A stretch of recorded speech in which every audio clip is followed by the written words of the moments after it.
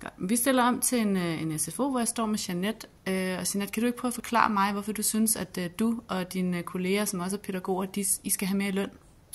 Jamen det skal det, fordi vi har taget en bacheloruddannelse, som sammenlignet med andre bacheloruddannelser, der er vi placeret meget lavt. Og det er jo så fint dokumenteret i Lønstrukturkomiteens rapport. Men vælger man egentlig at blive pædagog for pengene? Altså er det ikke et kald, at man vælger at arbejde med børn og unge? Altså hvorfor tror du, vi får flere penge ved at hæve lønnen? Jamen altså, det er jo så heldigt, at de fleste vælger jo en uddannelse, fordi de synes, det er spændende. Men det er også en uddannelse, og det er et arbejde, vi laver, som er vigtigt for samfundet.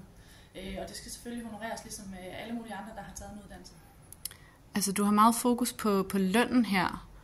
Handler det egentlig ikke om normeringer, altså rammerne om det arbejde, I laver? Er det ikke lige så vigtigt? Jeg tror ikke, at man kan tale om hønen eller ægget. Jeg tror, det er lige så vigtigt, jo.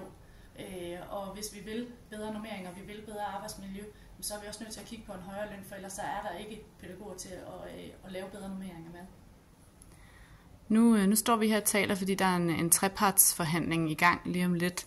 Normalt så bliver lønnen jo forhandlet ved en overenskomst. Når nu det er en trepart, så er det jo samfundet, der betaler.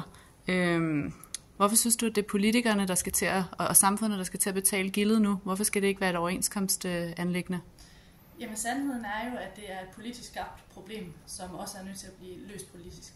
Og hvis vi skal løse vores lønefterslæb igennem overenskomstforhandlinger, så vil det tage 757 år, og det ser jeg ikke som en holdbar løsning.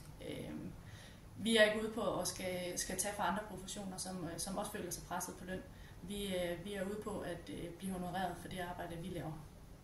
Nu nævner du selv nogle af de andre professioner. Synes du ikke, at det er sundt for bioanalytikerne og så videre, nogle af de grupper, der ikke er blevet udråbt til at få 2500 kroner?